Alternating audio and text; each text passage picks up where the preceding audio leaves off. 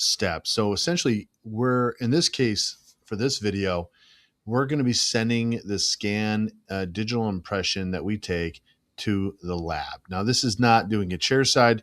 This is adding a scan post onto the patient and sending it via lab. And this is the exact way that we're going to do it. So first things first is we're going to do this as a model.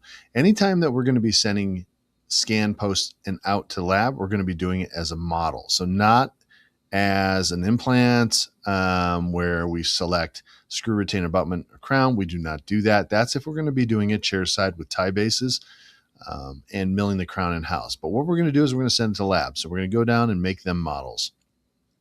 So once we get that, we're going to add an upper and lower model.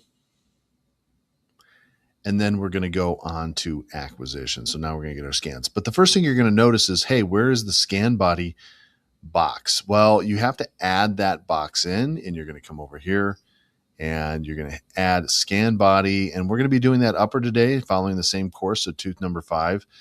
So we're going to hit scan body upper. So now that's all for catalogs. Down here is what you need.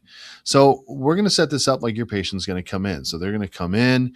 You might have to numb them. You may not have to, whatever it is, but you're going to get down to the implant. So you remove the healing abutment, get down to the implant, and then you're going to get a soft tissue scan. That's the first scan, and that goes in the respective catalog. Since we're working on the upper on tooth number 5, that's going to go in the upper jaw.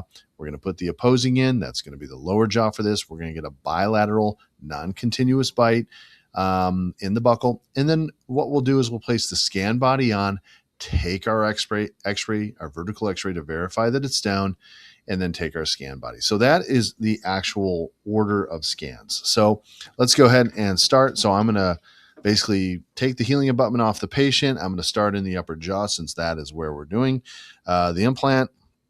And we're going to capture a scan. So this is the model. So I'm going to come around on the occlusal. I'm going to tilt to the lingual, kind of do a little buccal lingual tilt to capture a little bit of the anterior, come around to the buccal and stop. And then we're going to do the same thing on the other side, and we're going to stop and fill in. Now we're just going to look to see if we missed anything. Yep. Really important is that area on the distal. So we're going to fill that in.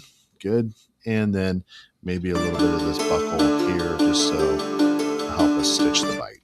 Okay, so that is our upper scan, and that's good. So now we're going to have the patient do the opposing. Same thing. We'll start occlusal pattern.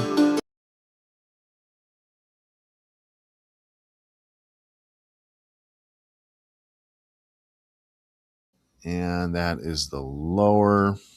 Okay, so now that we're set up for that, I'm going to get a buccal bite. But remember, we're going to do this as a bilateral non-continuous. So I'm going to get the right-hand side where the implant's going to go. Okay, and stitch. I'm going to stop. I'm going to go to the other side, and I'm going to capture and have them bite again and capture just that side. Not a continuous bite, bilateral non-continuous.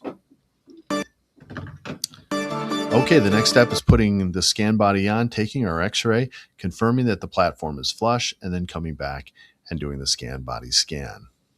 Okay, so now that we placed the scan body in the patient, we got the x-ray to verify that it's down and flush. Then what we're going to do is take the scan body scan. So anytime that you scan the upper jaw for the soft tissue model, you want to match the next scan the same way. And we're going to do the same scan all the way around.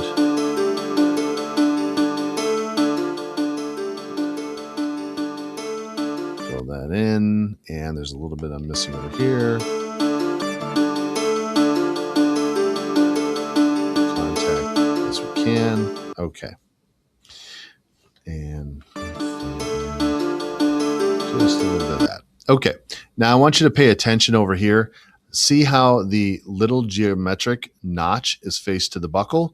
That is important. Try your best to get that into the buccal orientation. It might be a little mesial buccal or a little distal buccal, but essentially you want it to the buccal. Try not to have it interproximal, and if you want to have it on the lingual, that's fine. But remember, the software that the lab is using is going to be looking at this from the buccal side, so try to put that geometric spot always on the buccal side. Now, the next thing you do in CEREC before you move forward is you actually clean the models up. You never want to move this forward without cleaning the models. You want to get rid of any extra data that you're not going to need or anything that might be in the way that the computer is going to have a hard time reading through.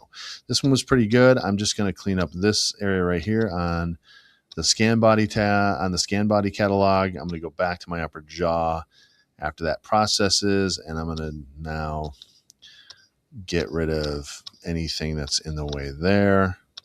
So that is my soft tissue scan. And then this one as well, we're going to get rid of. Again, there's no reason for you to have really big files. And then also a lot of the stuff gets in the way for the lab as well.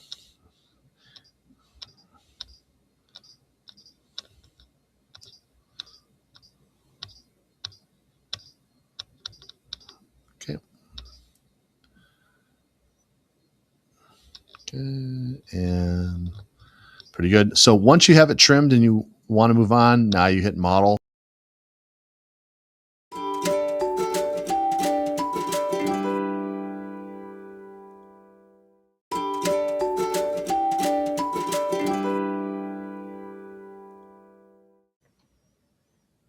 Okay, so now we're here at the model stage. Let's take a few of these things off. The first thing that we want to look at is the lower jaw. And again, make sure that the occlusal contacts match what you saw in the patient's mouth. So you want to do that beforehand and then look at the digital file. You always want to make sure the digital files are correct before you let your patient go. So after you model this, confirm that all the bite looks correct, the occlusion looks correct, your scan body looks down, and everything is ready to go. And then from here, you're going to fabricate. If you're a student in Midwestern, you're going to fabricate a DDX lab slip and attach the STL files. You can do that via the NCAP. Okay, and then if you're watching this and you're not a student, then you would just upload this DS Core, or you can do the same thing and export onto your local drive.